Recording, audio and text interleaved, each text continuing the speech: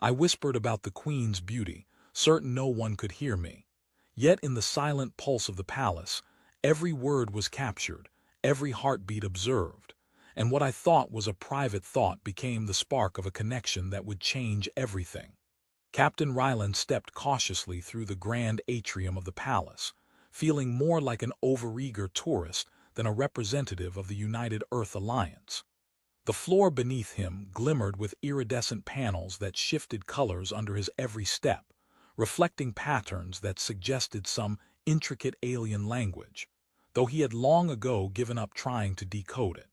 A hovering tray of luminous orbs drifted past, ignoring him entirely, yet he jumped anyway, startling himself and the hovering tray, which rolled its lights in a way that Ryland swore looked like it was laughing at him.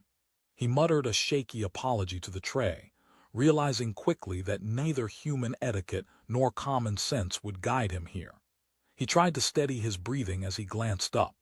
The atrium soared dozens of meters into the air, a lattice of crystalline beams catching and bending light from a green sun outside the palace windows. The architecture seemed impossible. Staircases twisted in arcs that defied gravity, balconies floated midair as if suspended by invisible threads, and the walls shimmered with translucent panels that displayed shifting holograms of the Queen's ancestors, their alien faces staring down with perfect symmetry. Ryland swallowed, feeling the weight of history and expectation pressing down on him, and immediately realized that swallowing in this environment had the potential to trigger an embarrassing grave flip. He steadied himself with a hand on a railing that wasn't really a railing, but some kind of anti-gravity field generator. The court was already bustling. Alien dignitaries of every imaginable shape and color moved about, their long ears, multiple eyes, or bioluminescent patterns making him wonder if he had accidentally wandered into a gallery of extraterrestrial curiosities. He tried to bow gracefully to a creature that resembled a walking prism, only to discover it had no concept of a bow, so he ended up doing something that looked like a cross between a limbo dance and an epileptic seizure. The prism being blinked several times, its facets refracting light in what Ryland interpreted as mild amusement. "First impressions count," he muttered, adjusting his collar that now felt utterly inadequate, and then he saw her. Althara, the alien queen, emerged at the far end of the atrium like a vision out of some improbable dream. Her skin glowed a soft, radiant green that seemed to pulse with a subtle inner light, like the palace itself recognized her presence. Her blonde hair, almost absurdly golden against her complexion, floated slightly as if a gentle breeze followed her wherever she went, though the air was perfectly still. Her long ears arched elegantly, twitching at intervals that suggested she was listening to everything but revealing nothing. Every step she took was measured and deliberate, yet it carried the kind of confidence that made the entire court shift in alignment without a word. Ryland found himself momentarily paralyzed, a strange mix of awe, fear, and admiration constricting his chest. He had not anticipated the Queen's beauty to strike so personally, and in his nervousness, a soft, nearly inaudible murmur slipped past his lips. "She's magnificent." He froze immediately, convinced he had just committed some grave faux pas. Surely no one had heard him. The court buzzed on, oblivious to his whisper, and for a moment he allowed himself a small, private sense of relief. He adjusted his gloves and reminded himself to focus on diplomacy, negotiations, interstellar alliances, and not on being utterly captivated by a green-skinned goddess. What he did not realize, however, was that Althara had heard every word. Hidden behind a subtle holographic veil that distorted her form to the casual observer, she had paused mid-step, one eyebrow raised delicately, the corner of her lips curving into a faint, amused smile. She had heard countless whispers of praise before, but humans, these unpredictable, clumsy, fascinating creatures, had a way of speaking truths they thought were hidden. Her interest was piqued, and for reasons she could not entirely articulate, the simple, innocent admiration of this human sparked a ripple of curiosity in her mind. Rylan, meanwhile, attempted to navigate closer, hoping to present himself as competent rather than just gawking like a child staring at the king's crown jewels. A series of minor miscalculations followed. He misstepped onto a section of floor that triggered a low-gravity field, causing him to float a few centimeters above the ground in a most undignified fashion. He flailed, arms windmilling, and managed to grasp a passing hoverdesk for balance, which sent a glowing orb spinning into a nearby fountain of liquid light. The fountain fizzled dramatically, sending tiny sparks into the air. Rylan yelped, then laughed nervously, trying to cover his embarrassment. The court, accustomed to human awkwardness, or at least to the strange interactions of visitors, did not flinch. The orb, however, winked at him, spinning in a manner that suggested it had developed a sense of humor. Althara, observing the entire sequence, found herself suppressing a small laugh behind her hand. Not often did humans provide such unintentional entertainment. She allowed the moment to linger, studying him more closely.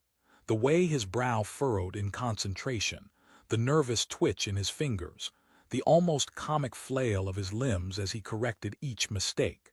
And yet, despite all the chaos, there was something undeniably sincere about him, something that suggested depth beyond the awkward exterior.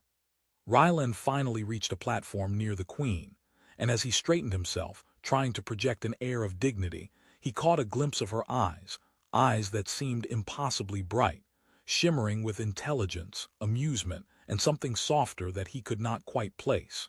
He immediately panicked internally, convinced he had been caught staring. He attempted to adjust his posture, clearing his throat in what he imagined was a commanding tone, but came out more like a squeaky squeal. Althara's lips curved further, an almost imperceptible tilt that suggested she was thoroughly enjoying this human's fumbling attempts at composure.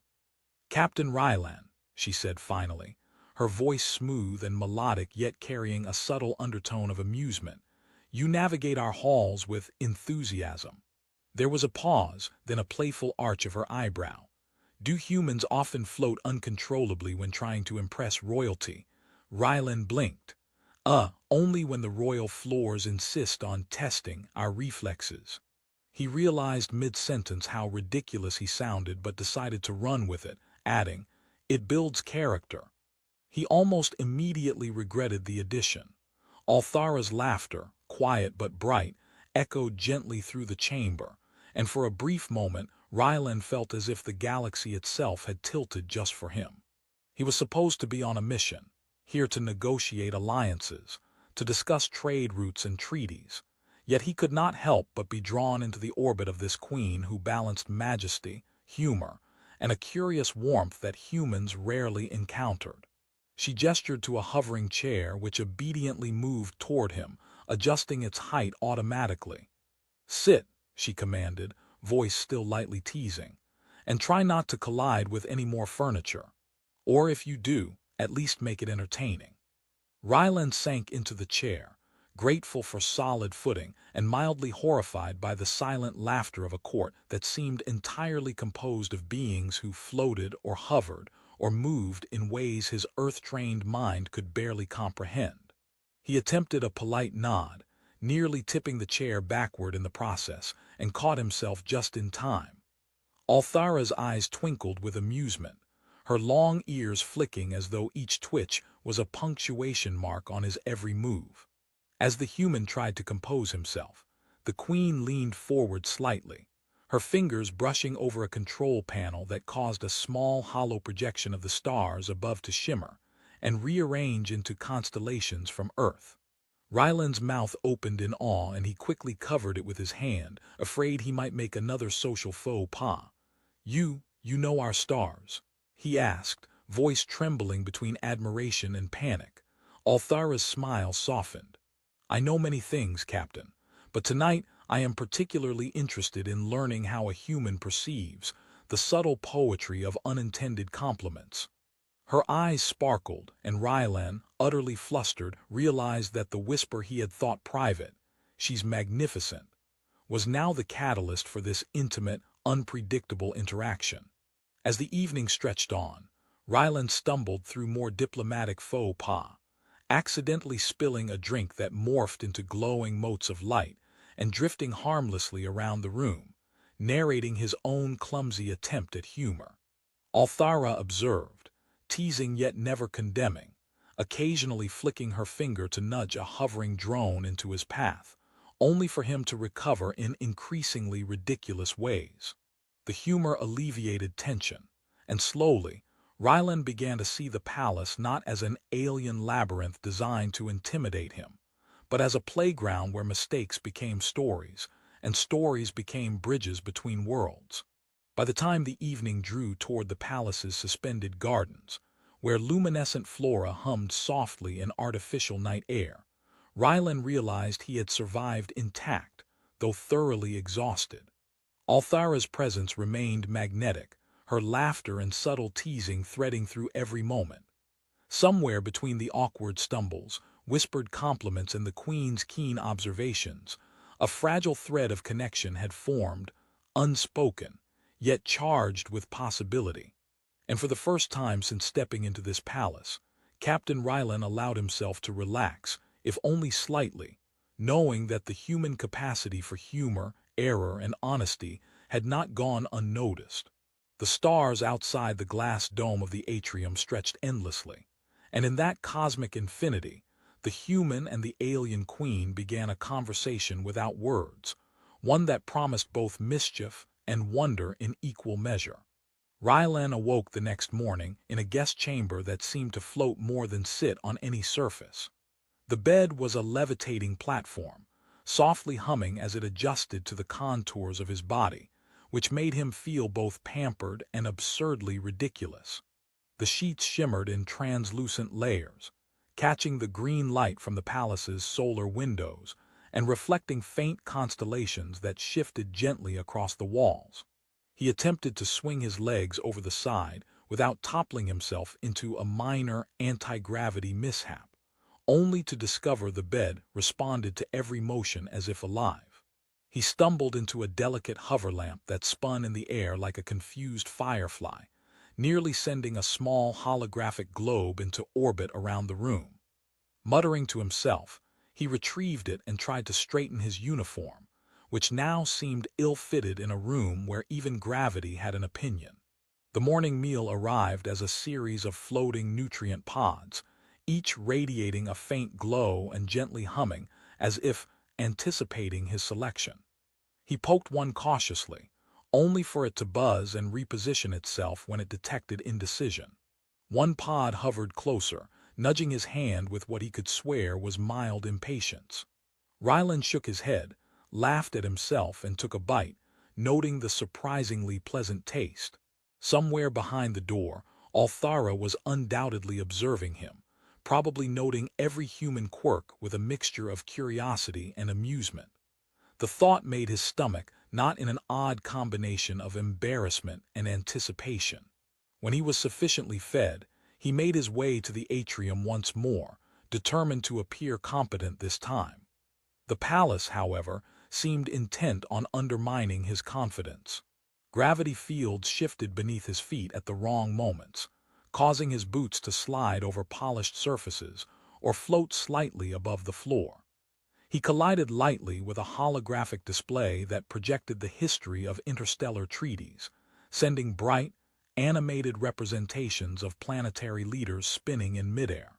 "Apologies," he muttered, bowing repeatedly to nothing, as the floating images twirled gracefully out of his way. A nearby drone chirped in what sounded suspiciously like laughter, and he realized his morning clumsiness had not gone unnoticed by the palace's automated observers. Althara appeared from a side corridor, her green skin luminous in the diffused sunlight filtering through the crystalline roof.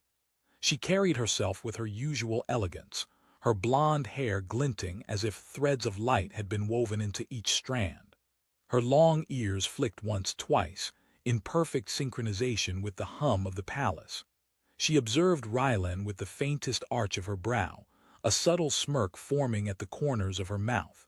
"Captain," she said lightly, her voice melodic yet teasing, "your coordination is most entertaining today."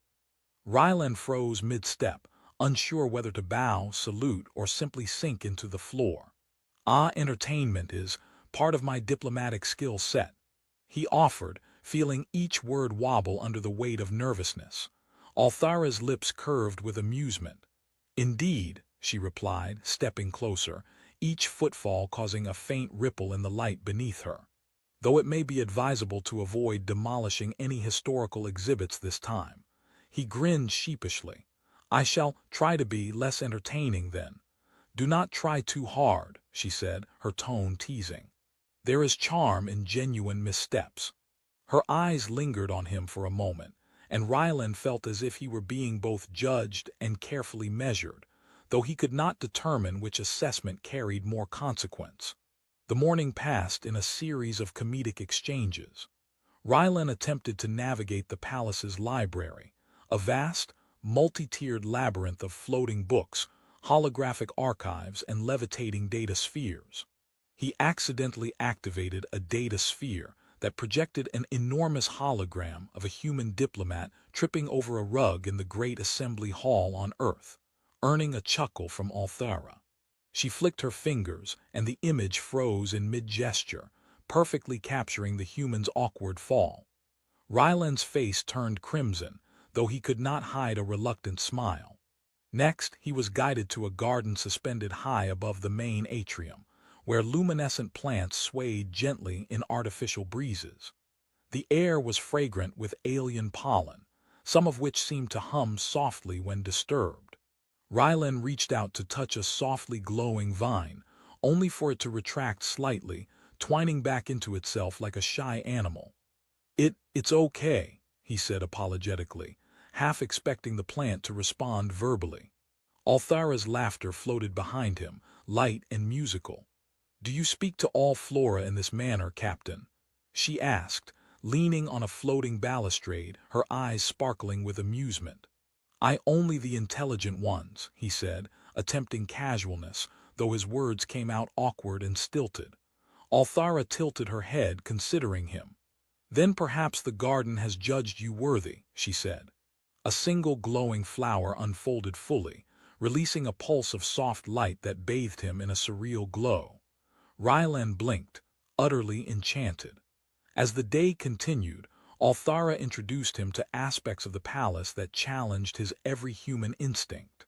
Rooms where gravity shifted unpredictably, hallways that rearranged themselves like living puzzles, and corridors where light refracted into countless illusions of himself. He stumbled, tripped, and occasionally floated into walls, but always managed to recover with increasing ingenuity, and sometimes pure luck. Each error drew small smiles or suppressed laughter from Althara, who seemed to delight in observing his human awkwardness while testing his perceptiveness. By afternoon, they arrived at a chamber where a holographic simulation of the galaxy spun in slow orbit. Althara gestured at the shimmering stars, their colors shifting with the varying energy outputs of distant suns. Humans are fascinated by stars, she said, yet you often fail to notice the subtle patterns between them. Ryland leaned forward, tracing imaginary lines in the holographic projection. Patterns, yes, but sometimes the chaos is more revealing. His words came out more confidently than he expected, and Althara's ears flicked in acknowledgement. You surprise me, Captain, she said softly, a tone that carried both curiosity and a hint of humor. You find poetry in what others dismiss as randomness. He laughed nervously, or I just trip over it. She did not laugh audibly, but the corners of her mouth lifted and her eyes shone. They lingered together in the chamber, the stars casting ethereal reflections across their faces. Ryland suddenly realized that in all his missteps, in every accidental comedic gesture, he had not only survived but had somehow earned her attention in a way that felt dangerously intimate. Their interaction turned playful as she guided him toward a hovering lounge, where cups of iridescent liquid floated toward them automatically. Ryland reached for one and missed, sending it spinning into orbit. Althara flicked her finger and it returned to him, perfectly aligned with his grasp. Grace in all things, she said lightly, even accidents. As evening approached, they walked together through corridors lined with translucent flora that glimmered under artificial moonlight. Ryland, despite his exhaustion, could not stop talking, attempting humor, storytelling, and occasional awkward attempts at complimenting the Queen's wisdom and beauty.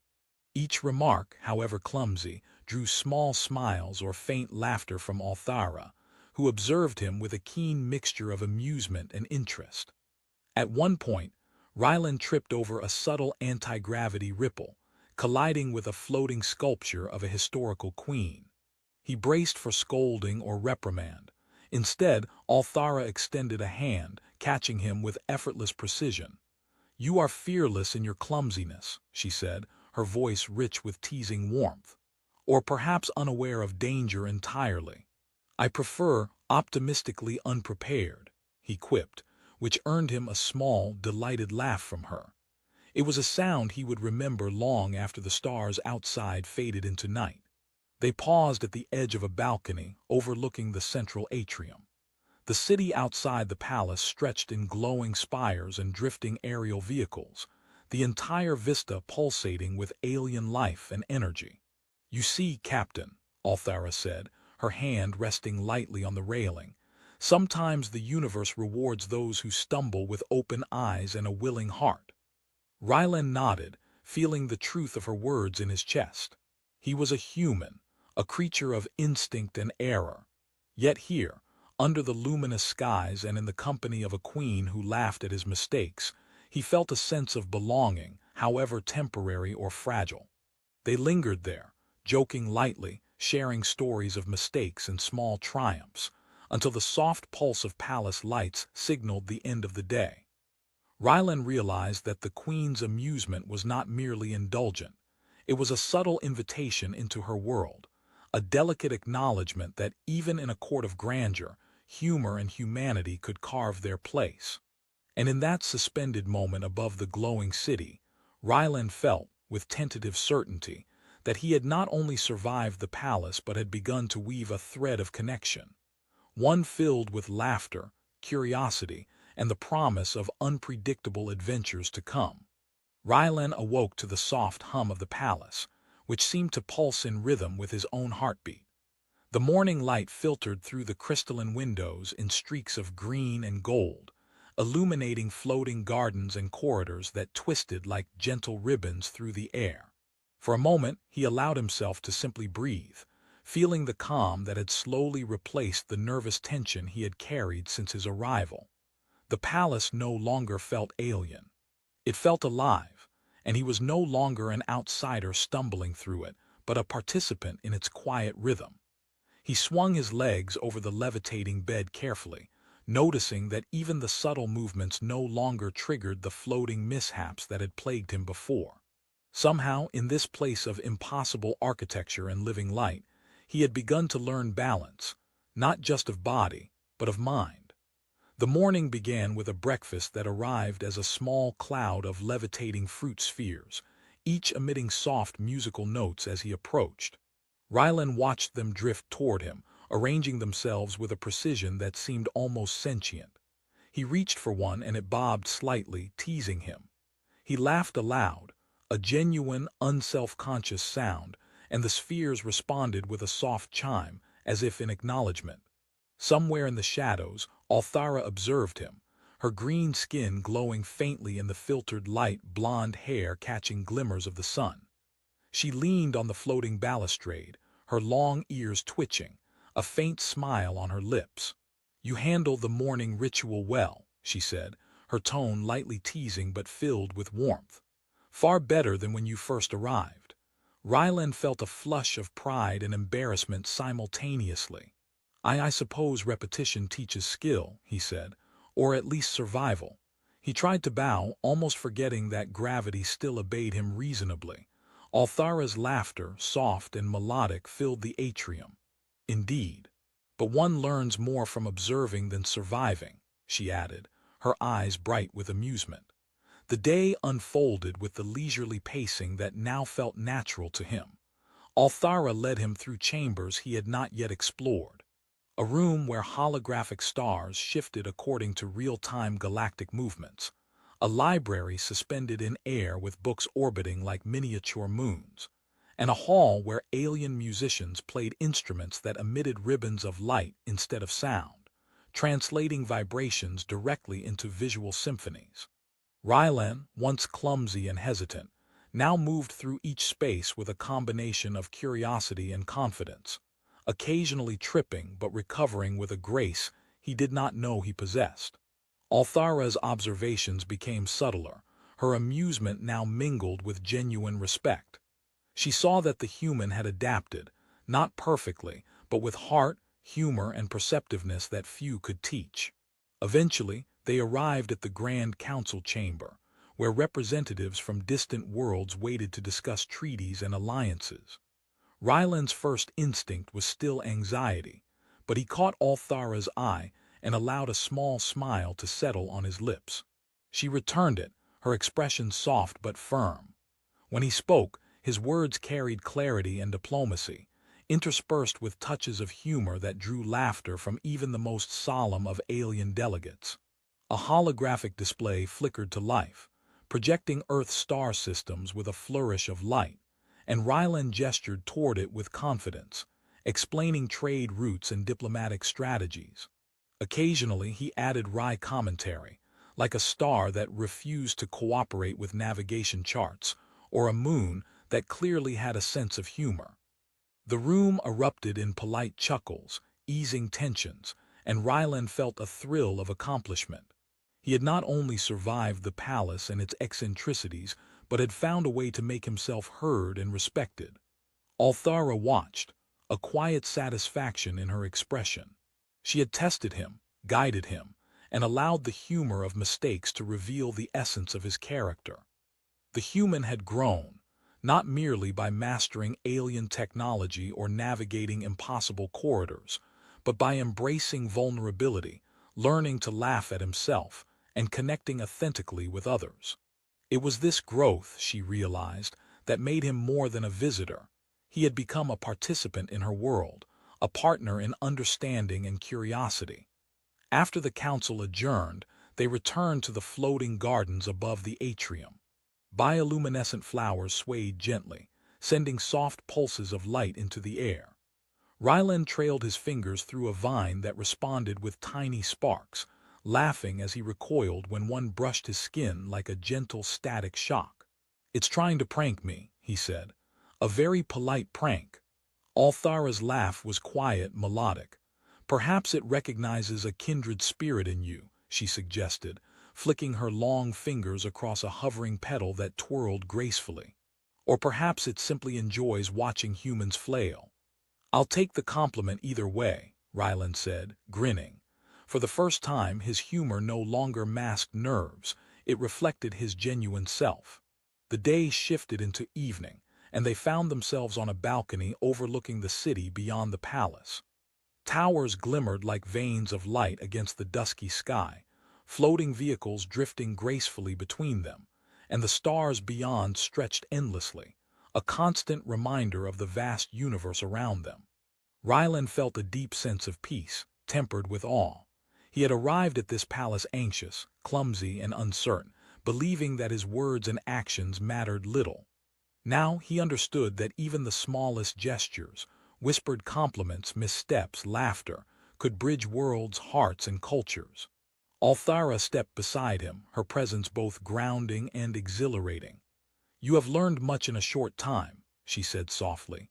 "Not all humans possess the patience to observe, to adapt, and to embrace humor in the midst of chaos." I've learned more than I expected," he admitted, his voice tinged with wonder. "About this palace, about you, about myself." He paused, realizing how genuine the words sounded. "I never thought a simple compliment could lead to all this." She smiled, a faint, warm curve of her lips that illuminated her green skin like liquid sunlight. "Truth has a way of doing that," she said. "Even when it is whispered, even when it is unintended, it can ripple through moments, creating connections stronger than intention alone." They remained there in silence for a long while, the city lights and stars reflecting in their eyes. The palace, once overwhelming and alien, now felt familiar and welcoming, a place where humor, curiosity, and mutual respect could coexist. Rylan realized he was no longer just an observer or a visitor. He was part of this intricate dance of life, a human capable of bridging gaps between species, worlds, and experiences with laughter, sincerity, and humility. As night fully settled, the floating gardens shimmered with soft, bioluminescent glow. The gentle hum of the palace accompanied their conversation, punctuated by occasional jokes about misbehaving drones or stubborn plants. They laughed easily, the tension of earlier days dissolved into a rhythm of companionship and mutual understanding. The galaxy beyond the windows was vast and unknowable, yet here, in this moment, two very different beings found balance, connection, and an unexpected kinship.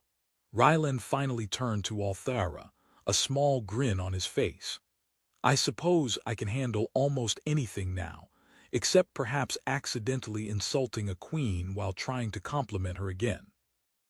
Althara's long ears twitched, and her laughter rang softly across the balcony. "I have a feeling you will continue to surprise me, Captain, but perhaps now the surprises will be welcome." He nodded, feeling the truth of her words sink in. The human who had whispered a single compliment, who had stumbled and flailed and floundered through a palace of impossible architecture, had grown. He had learned patience, observation, humor, and courage. He had learned that even missteps could become bridges, that laughter could open doors, and that the smallest actions could ripple outward in ways he could never anticipate.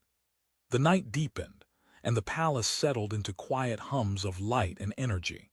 Rylan and Althara stood side by side, looking out over the city and the endless stars. A shared understanding passed between them, unspoken but unmistakable, a bond forged not by grandeur or decree, but by small gestures, humor, curiosity, and the courage to be authentically oneself. The human had arrived uncertain and clumsy, and he would leave changed, capable of navigating not only the strange wonders of this alien court, but also the unpredictable and beautiful landscapes of connection and trust. And as the stars stretched infinitely beyond, both human and alien felt a quiet